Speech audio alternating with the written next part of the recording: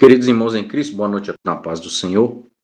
Que bom estarmos reunidos aí em mais um dia da semana específico nessa segunda-feira, onde nós estudaremos mais um capítulo da Palavra de Deus. Hoje poucos irmãos apareceram, alguns estão com algumas ocupações, justificaram a ausência e vão estar assistindo aí posteriormente a gravação, certo? Hoje meu último dia de participação aqui do estudo, né? Depois eu vou descansar. Depois vai o nosso próximo professor aí que descansou bastante, o irmão Eliseu. Ficou um bom tempinho aí sem dar as aulas. E sequencialmente após o Eliseu vai ser o Lael, que a gente vai estar concluindo o Evangelho segundo escreveu São Mateus com Eliseu e iniciando a carta de Pedro, 1 Pedro. Eliseu também vai dar a introdução e o capítulo 1.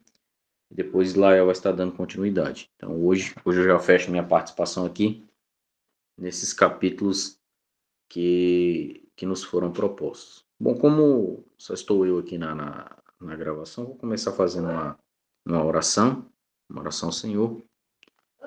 E na sequência vamos começar aí estudando a palavra. Amado e querido Deus, Senhor eterno, muito obrigado por esse momento na qual nós estamos reunidos aqui para louvar e glorificar o Senhor e aprender um pouco mais a respeito da Tua palavra. Fale aos nossos corações e abra o nosso entendimento para que possamos aprender e entender mais de Ti. É o que eu te peço e te agradeço, no nome do Teu Filho amado Jesus, agora e para sempre. Amém.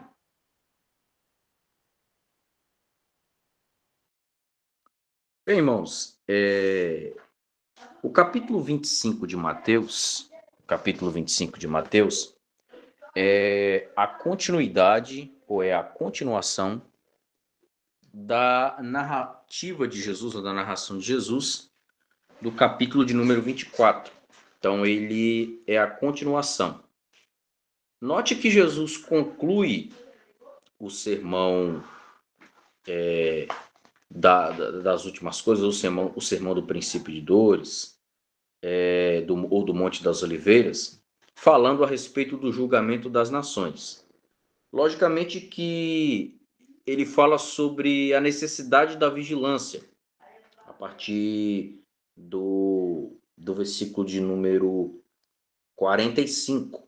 Mas antes do versículo 45, Jesus estava tratando a respeito do julgamento das nações, que será o julgamento dos bodes, ovelhas e irmãos, que nós vamos ver aqui no capítulo 25, que será o instante em que Cristo vai julgar as nações conforme a maneira em que elas, ou com que elas trataram a nação de Israel.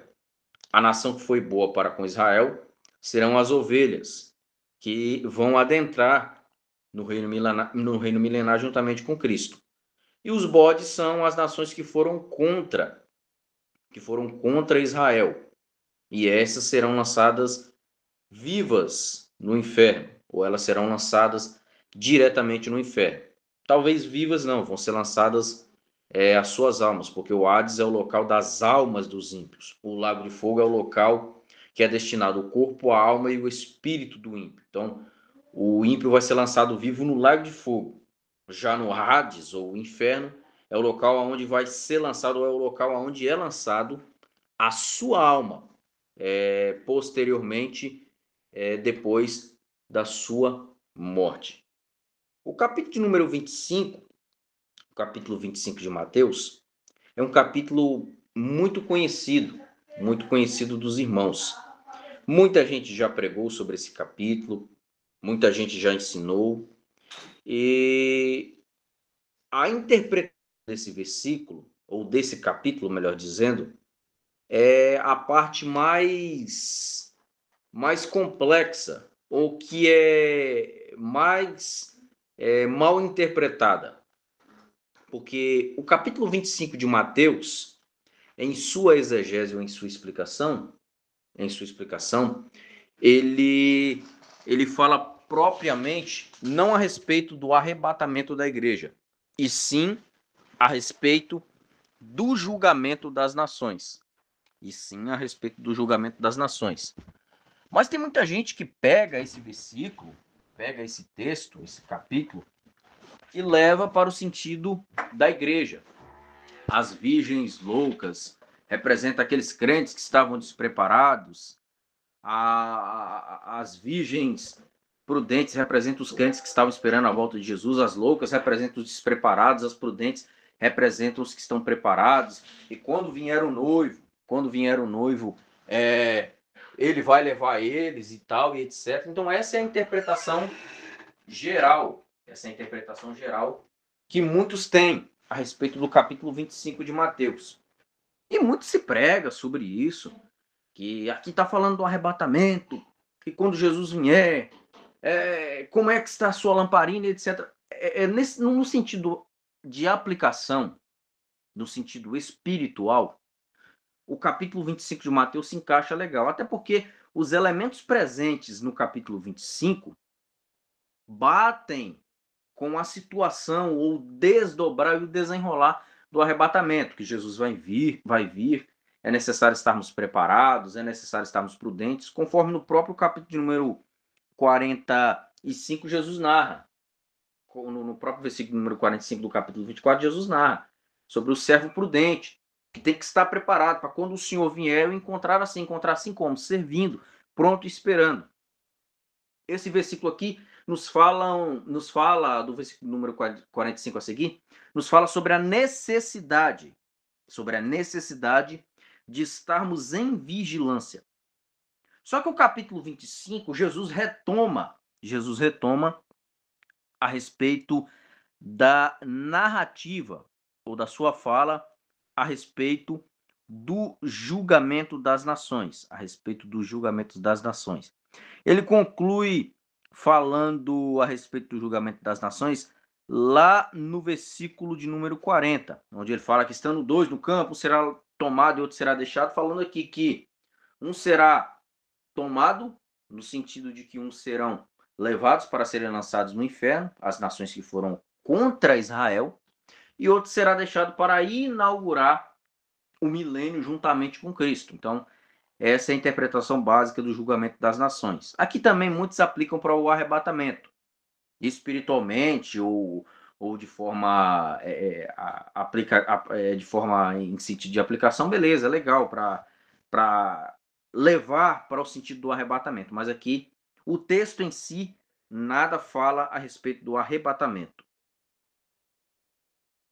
O capítulo 25 de Mateus, ele se assemelha com o capítulo de número 22, sobre a parábola do convite das bodas. É muito semelhante o capítulo 22 e o capítulo 25.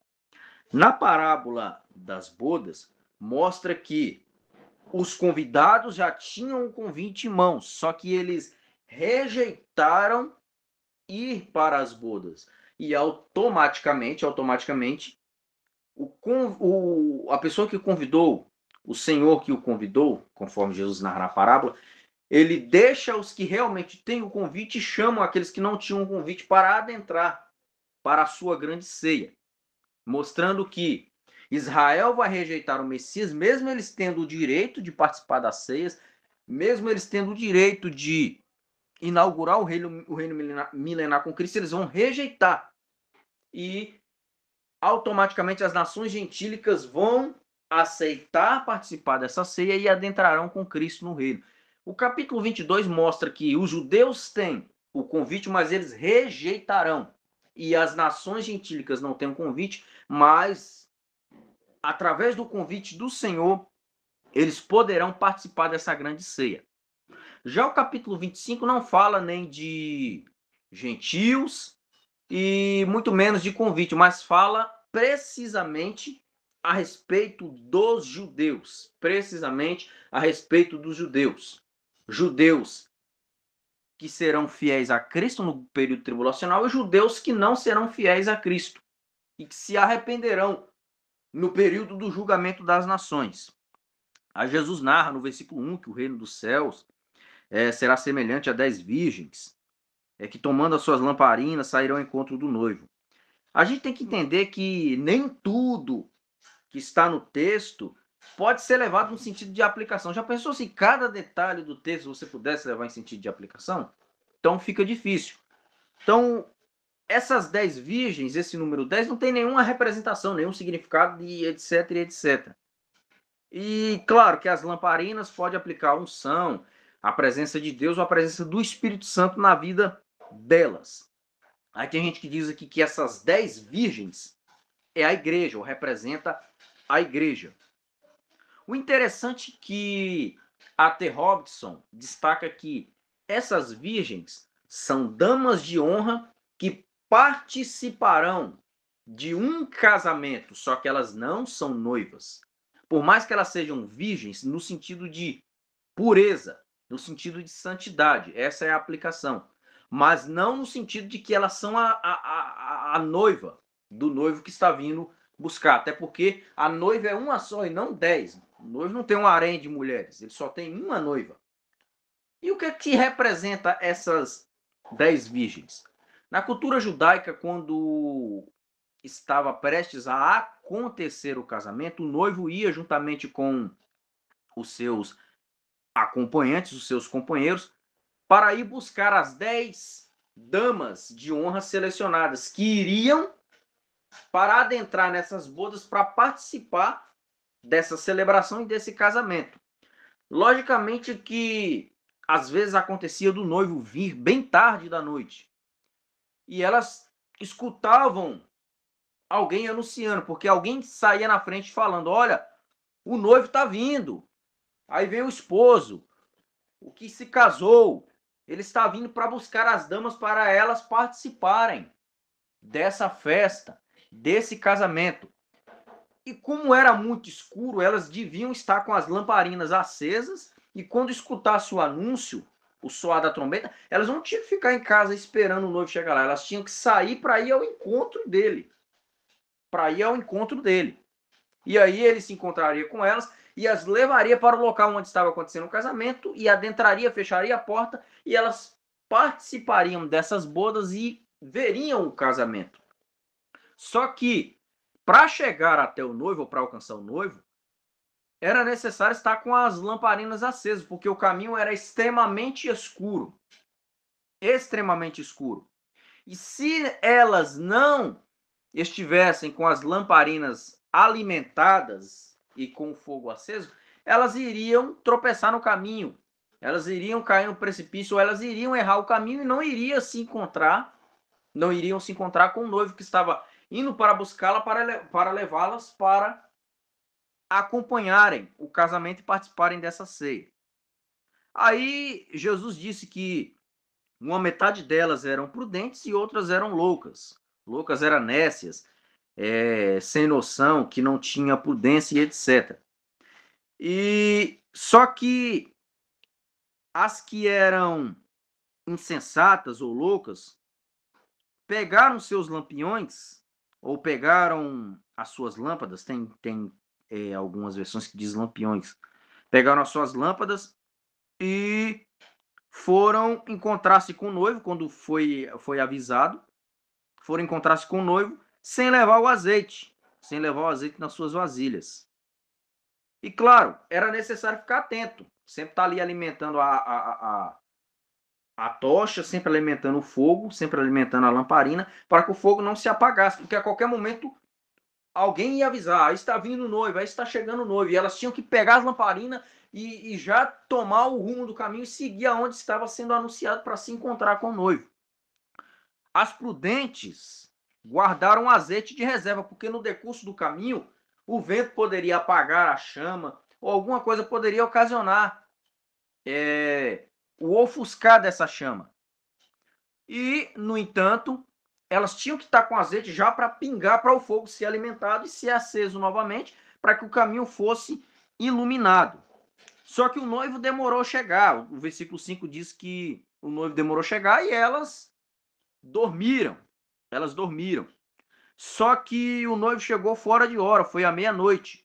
E veio alguém na frente anunciando, dizendo: olha, o noivo está vindo, saia ao encontro.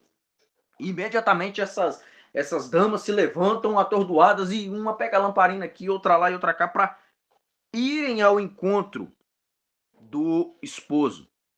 Só que as prudentes pegaram as suas lamparinas e já estavam com azeite já na reserva. Só que as loucas disseram: ih, rapaz, a gente tá com pouco azeite, na verdade a gente não tem nenhum azeite. Me dá um pouco desse azeite para nós, para que a gente vá com vocês para se encontrar com o noivo. E o versículo 8 diz: as insensatas ou as loucas disseram às prudentes: dai-nos do vosso azeite para que os nossos lampiões ou as nossas lamparinas não se apaguem. Só que as prudentes falaram: não, porque se a gente dá para vocês, vai faltar a nós. Aí, no fim das contas, nem vocês vão ficar com azeite, nem nós. E o que aconteceu? Elas correram para ir comprar. Olha só, meia-noite foram comprar azeite. E não dava tempo, porque a comitiva do noivo já estava se aproximando. Elas tinham das duas, ou ir encontrar com o noivo ou ficar. Só que as loucas é o que o próprio texto enfatiza. Insensatas, sem sabedoria. Foram comprar o azeite. Enquanto isso, as prudentes foram encontrar-se com o noivo. Enquanto isso, as loucas foram comprar o azeite. Elas se encontraram com o noivo e foram para as bodas. E, ao chegar no local onde estava acontecendo o casamento, entraram no local do casamento e a porta foi fechada. E, tempo depois, lá vem as virgens loucas, com as suas lamparinas já carregadas de azeite, só que já era tarde demais, porque já tinha sido fechada a porta da festa nupcial. E quem entrou não sai, e quem está por fora não vai conseguir entrar. E elas chegaram desesperadas, dizendo: Senhor, versículo 11, abre-nos a porta. Mas ele disse: em verdade vos digo que não vos conheço. Aí não tem como aqui, irmãos, aplicar para o arrebatamento, porque no arrebatamento vai ser o arrancar da igreja da terra e levar para o céu. Então não vai ter esse negócio de alguém ficar lá na porta do céu: Senhor, abre-nos a porta, em verdade vos digo que não vos conheço. Não. Ou você fica ou você é levado. Então aqui não tem como aplicar para o arrebatamento, ou não tem como explicar esse texto para o arrebatamento. Até que a aplicação é beleza, mas explicar o texto em si, em sua essência, para o arrebatamento, não tem como, não cola. Mas o que esse texto quer dizer? A T. Robson entende que esse texto está falando da igreja. Essa é a interpretação dele. A Bíblia de Estudo Day que entende que Jesus não está falando nem de Israel nem de igreja. Jesus estava contando aí uma parábola normal para levar as pessoas a terem o alerta de viver em vigilância. Jesus está dando continuidade ao que ele estava falando do versículo 46, sobre a necessidade de estarmos em vigilância. Então, ele conta essa parábola para reforçar a parábola que ele contou também a respeito da vigilância. Então, é isso que Dake quis dizer. E o sentido de vigilância aqui não é somente para o arrebatamento, mas em todos os aspectos da vida cristã. Outros intérpretes entendem, por exemplo, o pastor Edinaldo Carvalho, no seu livro O Escatom, ele entende que aqui as virgens prudentes representam um grupo do povo de Israel que passou pela grande tribulação, só que não recebeu a marca da besta, não se aderiu ao governo do anticristo e foram selados com o Espírito Santo. Eis o porquê as virgens prudentes terem o azeite em suas lamparinas, simbolizam a presença do Espírito Santo na vida deles, dos judeus, que passaram a grande tribulação. Quando o Senhor vier em glória e reunir os seus dos quatro cantos da terra e as nações, ele vai julgar, e alguns judeus não vão ser dignos de entrar no reino. Por quê? Porque eles receberam a marca da besta ou se submeteram ao governo do anticristo. E automaticamente, se receberam a marca da besta, por mais que eles implorem, por mais que eles busquem arrependimento, por mais que eles busquem em Deus ou busquem em Jesus uma segunda chance, Jesus vai dizer: não, eu não vos conheço, apartai-vos de mim. Mesmo que sejam judeus, eles não vão entrar no reino. Só que aqueles que se mantiveram firmes no período tribulacional, receberam o selo do Espírito Santo, receberam a presença de Deus, esses adentrarão no reino, juntamente com Cristo, e participarão da ceia das bodas do Cordeiro, que será a extensão do casamento que começou no céu com as bodas do Cordeiro, que será um evento íntimo entre a igreja e Jesus, o noivo, e vai se estender com as damas de honra, que representam Israel, que vai assistir e vai participar dessas ceias do casamento de Cristo com a igreja quando ele vier inaugurar o seu reino milenar aqui na terra. Portanto, as 10 virgens podem representar, as loucas representam os judeus que se aderiram ao governo do anticristo, e as prudentes representam aos judeus que suportaram a grande tribulação, foram selados pelo Espírito Santo e se mantiveram, e esses entrarão no reino milenar juntamente com Cristo. E aqui eu reforço as 3 citações que eu destaquei. A T. Robson entende que representa a igreja. A Bíblia de Estudo Pentecostal também entende que representa a igreja, Mateus capítulo 25, as 10 virgens, 5 prudentes e 5 loucas. Dake entende que ali Jesus está falando uma parábola para reforçar a respeito da vigilância em todo sentido, não somente no sentido ou no aspecto do arrebatamento. E o pastor Edinaldo Carvalho, no seu livro O Escatom, ele entende que as 10 virgens, uma metade, que são as 5 loucas, representam o povo de Israel que se submeteu ao anticristo, recebeu a marca da besta, e a outra metade representam aqueles judeus que se mantiveram puros, que foram os remanescentes que ficaram até o fim, receberam o selo do Espírito Santo e se mantiveram até o fim do período tribulacional. Esses inaugurarão o reino milenar juntamente com Cristo. Tanto que é verdade que no final da grande tribulação haverão poucos judeus vivos, porque o anticristo vai matar quase todos. E se aqueles dias não fossem abreviados, nenhuma carne se salvaria. Carne aqui no sentido de homens. E homens especificamente são os judeus. Aí Jesus disse, olha, fiquem atentos, versículo 13, porque vocês não sabem nem o dia nem a hora em que há de vir o Senhor. Portanto, fiquem atentos, procurem a minha presença, busquem a minha presença. Aqui é uma dupla aplicação, tanto para a igreja, a necessidade de estar vigilante, como para Israel, porque eles não sabem o dia e muito menos a hora em que Jesus virá para buscar a sua igreja, ou o dia em que Jesus virá para trazer julgamento sobre Israel ou para buscar a sua igreja. No sentido aplicativo, para buscar a igreja. No sentido exegético do texto, para quando é que Jesus virá para trazer julgamento sobre as nações. Aí no versículo 14, Jesus fala sobre a necessidade de administrar os talentos que ele entregou. Aqui ele já entra no sentido eclesiológico. Ele diz, porque o reino do céu é semelhante ao homem que foi viajar para uma terra distante e entregou para os seus servos os seus bens. A um ele deu 5 talentos, a outro 2 e a outro 1. Ao todo foram 8 talentos, né, que foram entregues. Tem gente que diz que é a parábola dos 10 talentos, mas aqui fala de 8, não de 10. A epígrafe não estava certa. Então, a um deu 5, a outro deu 2 e a outro deu 1. Ao todo são 8 talentos. E ele foi viajar. E o que recebeu 5 talentos, versículo 16, ele trabalhou e conseguiu mais 5. E aí ele ficou com 10 talentos para apresentar para o seu senhor quando ele viesse para prestar, para pedir contas, para que eles pudessem prestar contas para ele. E o que recebeu 2 também foi lá e granjeou outros 2, ficou com 4. Só que o que recebeu 1 foi lá, cavou a terra e escondeu o seu dinheiro. Talento aqui quer dizer o dinheiro.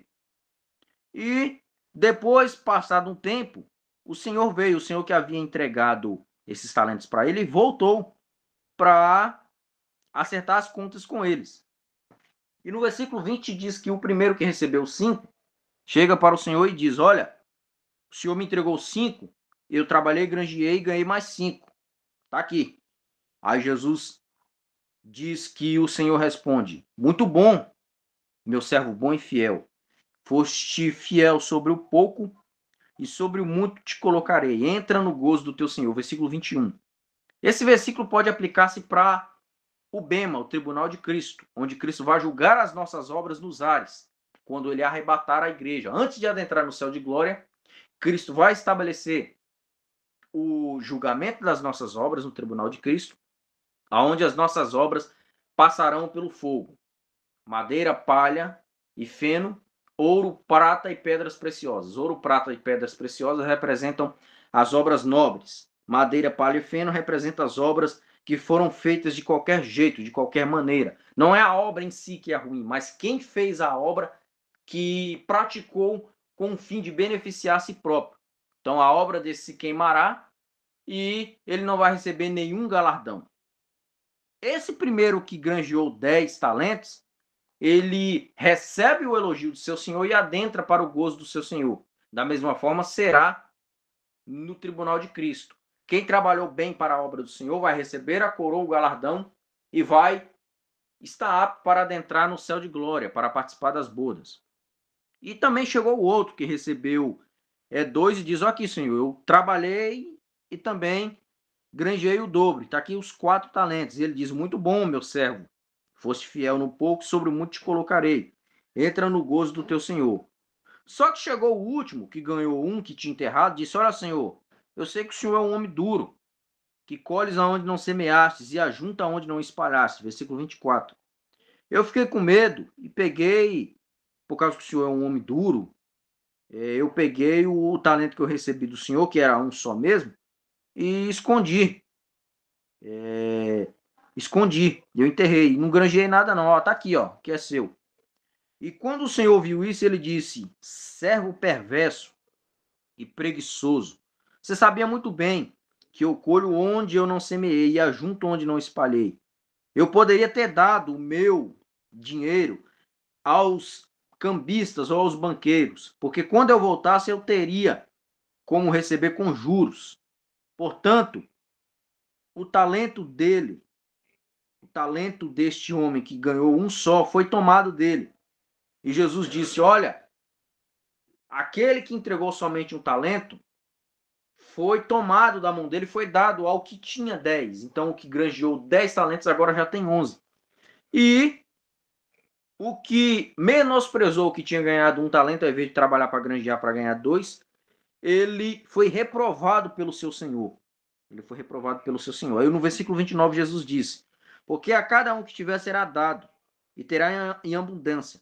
Mas o que não tiver será tomado, até o que ele tem. O que Jesus quis dizer aqui no versículo de número 29? Tem muita gente que recebe um dom de Deus, mas às vezes o dom dele não é de notoriedade, não é um dom que o leva a ter fama, não é um talento que o leva a ganhar muito dinheiro, a ser o cara, a ser o bambambam. Então ele menospreza. No julgamento das nações, Jesus vai avaliar isso. No julgamento das nações, perdão. No tribunal de Cristo, Jesus vai avaliar isso. E quando ele vê que esse irmão que recebeu esse talento desdenhou, ele não vai receber nada, ele não vai receber nenhuma glorificação e nenhum galardão. Mas ele não vai ser condenado, ele não vai ser lançado no lago de fogo e nem vai ser lançado no inferno, porque não há lógica.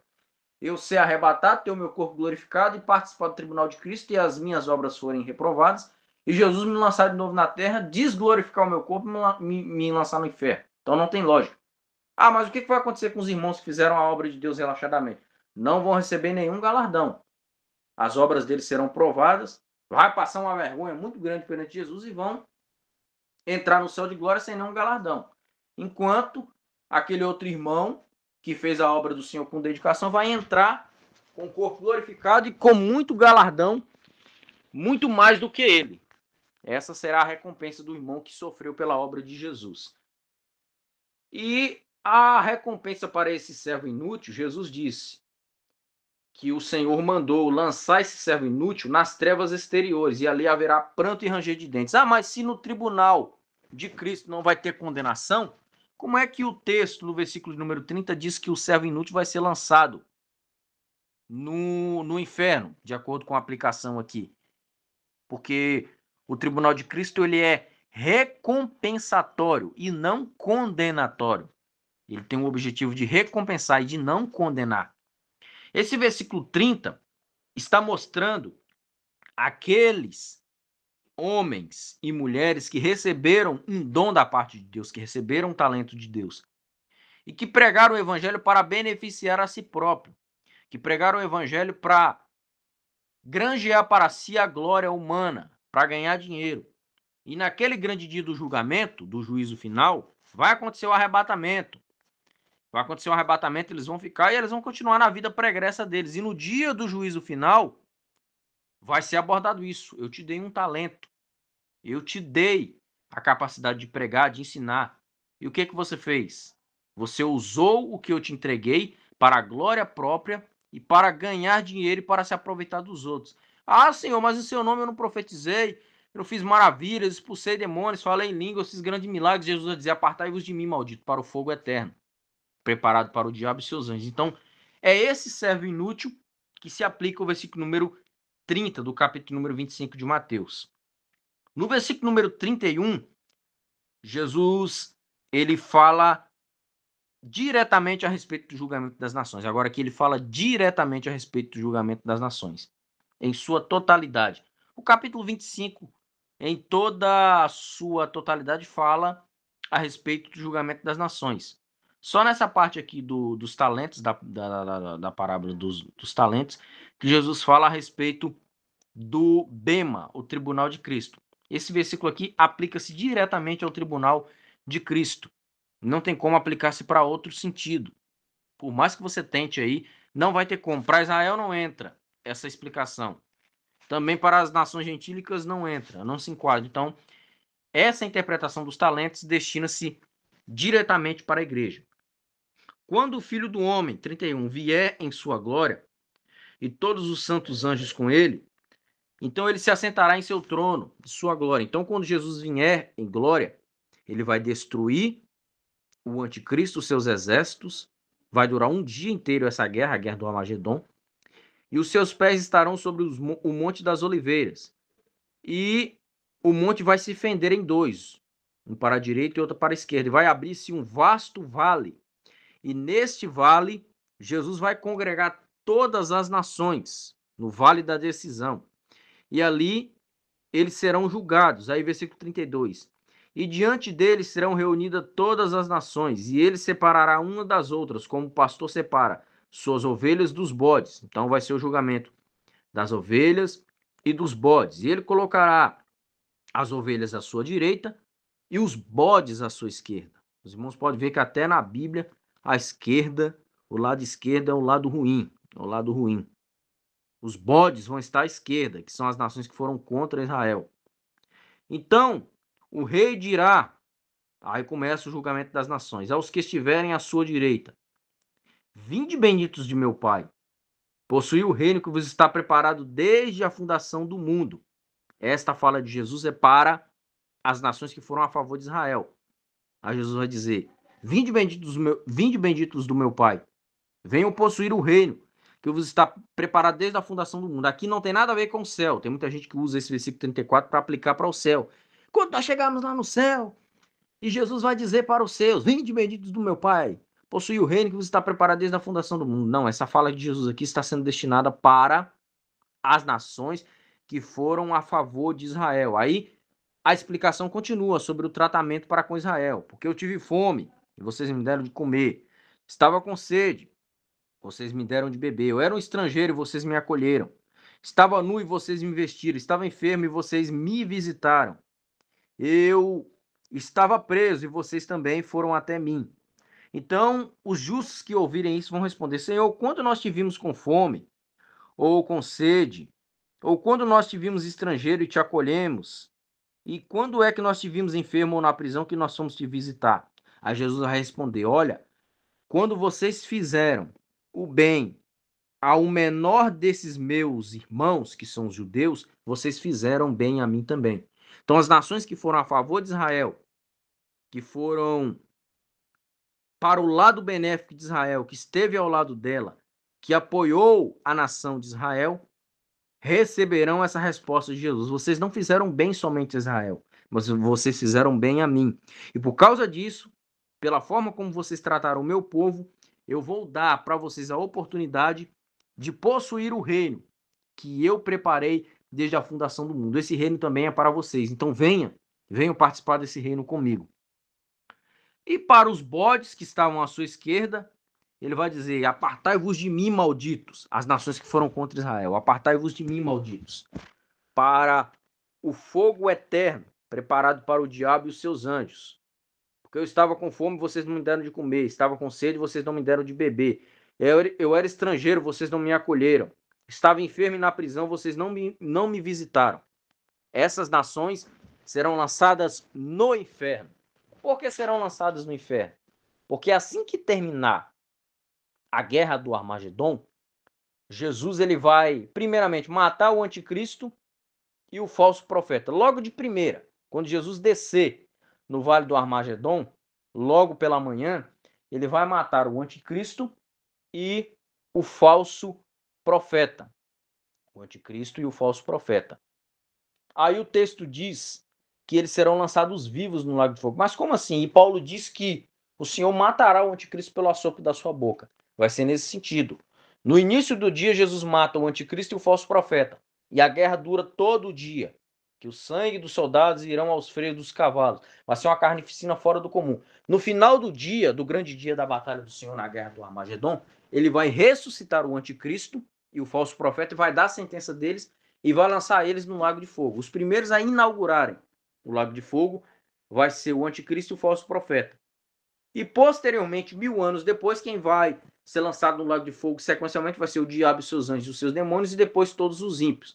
Então, essa sentença de Jesus para as nações nesse instante, após a guerra do Armagedon, não vai ser na hora. A receber a sentença, eles vão ser lançados diretamente no lago de fogo. Jesus está falando aqui no sentido futuro. A parte que está preparada para vocês, sem nenhuma sombra de dúvidas, é o lago de fogo, que está destinado para o diabo e os seus anjos, e para vocês também. Então essa fala aqui é no futuro, porque não encaixa. Porque quando você olha no texto bíblico, só está no lago de fogo o falso profeta e o anticristo, não tem mais ninguém lá. E só vão ser lançados no lago de fogo o diabo e seus anjos e os ímpios 1000 anos depois, que vai acontecer aí o juízo final. Portanto, assim que Jesus der a sentença para os bodes, que são as nações que foram contra Israel, Jesus vai matar esses. Esses vão morrer e as suas almas vão para o Hades, aonde aguardarão aí um período de 1000 anos no Hades, no inferno, para serem ressuscitados e depois, posteriormente, serem lançados no lago de fogo. Os corpos das nações que foram, das pessoas que fazem parte da nação que foi contra Israel, serão tombados no chão, mediante a morte, e as suas almas descerão para o Hades, aonde eles vão esperar aí um período de 1000 anos para ressuscitarem, receberem a sentença final e aí serem lançados diretamente no lago de fogo. Então, quando Jesus disse para os bodes que o lugar que está preparado para eles é o fogo eterno preparado para o diabo e seus anjos, Jesus está falando no sentido futuro, que vai acontecer 1000 anos depois, no juízo final, onde será ressuscitado o anticristo, ou melhor, será ressuscitado os ímpios e será lançado também o falso profeta, ou será lançado também o diabo e os seus anjos. O falso profeta e o anticristo já vai estar lá no lago de fogo. Estou falando aqui, mas corrigindo. O falso profeta e o anticristo já vai estar no lago de fogo. Eles vão ser lançados quando terminar a guerra do Armagedon. Já as nações que foram contra Israel serão julgadas, mortas e as suas almas vão para o inferno, onde eles ficarão lá no período de 1000 anos. Enquanto Jesus está governando sobre a terra, eles estarão lá. Depois que termina o milênio, o diabo vai estar preso no período milenar. Ele vai ser solto do abismo, vai rodear os 4 cantos da terra, convencer as nações para irem contra o governo de Cristo. Cristo os destruirá, matará o povo que se alinhou ao diabo, que irão contra a cidade santa, e Jesus vai decretar a sentença do diabo juntamente com seus anjos, e ele, juntamente com seus demônios e os seus anjos, serão lançados no lago de fogo. E depois começa o juízo final, onde Jesus vai ressuscitar todos os ímpios, incluindo essas nações, essas pessoas que compõem essas nações que morreram no período do julgamento das nações, que estão no inferno, as suas almas agora, elas ressuscitarão, receberão a sua sentença, aí sim vão ser lançadas definitivamente no lago de fogo. Aí Jesus diz, porque quando eu estava com fome, estava com sede, estava nu, estava enfermo, vocês não foram me acudir, vocês não foram me ajudar. E aí eles vão dizer, mas Senhor, quando é que nós te vimos nessa situação e não te servimos? E aí Jesus diz, no versículo 45, na verdade eu vos digo, que quando vocês não fizeram para nenhum desses meus pequeninos, vocês também não fizeram a mim. Quando vocês maltrataram esses meus pequeninos, vocês também maltrataram a mim. Quando vocês feriram esses pequeninos, vocês também feriram a mim. E o versículo 46, Jesus fecha, dizendo qual será a sentença das nações que foram contra Israel. E estes irão para o castigo eterno, mas os justos para a vida eterna. A vida eterna aqui no sentido do milênio. Vão inaugurar o milênio juntamente com Cristo. Vão ter uma vida de grande longevidade, aonde eles passarão o período de todo o milênio gozando e desfrutando de bênçãos, de saúde, de paz e de longevidade. Aqui a gente pode entrar nas minúcias do milênio, rapidinho, que eu já vou fechar aqui. Se vai haver morte ou não no milênio. A morte vai ser uma exceção e não uma regra. Hoje a morte é uma regra, mas no período milenar a morte vai ser uma exceção. Somente quem for desobediente. Aí eles morrerão no período milenar e vão ressuscitar para receberem a sentença e serem lançados no lago de fogo. Mas os justos vão herdar a vida eterna. Por que vão herdar a vida eterna? A nação que entrar, os povos que entrarem no milênio e se manterem fiéis até terminar o milênio, vai acontecer o juízo final. E quando acontecer o juízo final, eles serão protegidos pela sombra da mão do Senhor. E quando terminar o juízo final e a Nova Jerusalém descer para a terra e Cristo vir habitar no novo céu e nova terra, essas nações que se mantiveram fiéis no período milenar vai descer juntamente com Cristo para o perfeito estado eterno. Então eis aí a explicação de que os justos vão para a vida eterna, porque eles vão adentrar no milênio, passar todo o milênio se mantiverem fiéis, vão ser livres do lago de fogo e vão estar para sempre com Cristo no perfeito estado eterno, no novo céu e na nova terra. Tá certo? Irmãos, encerro aqui a minha participação.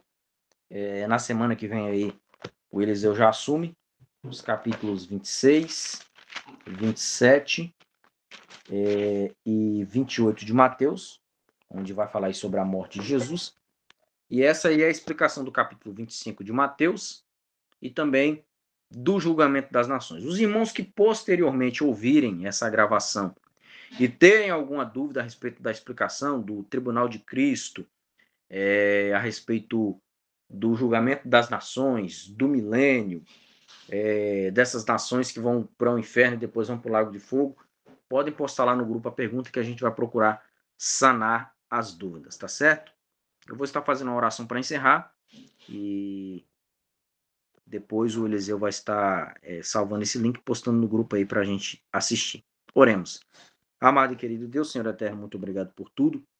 Obrigado por esse momento que passamos aqui, estudando e aprendendo da Tua Palavra.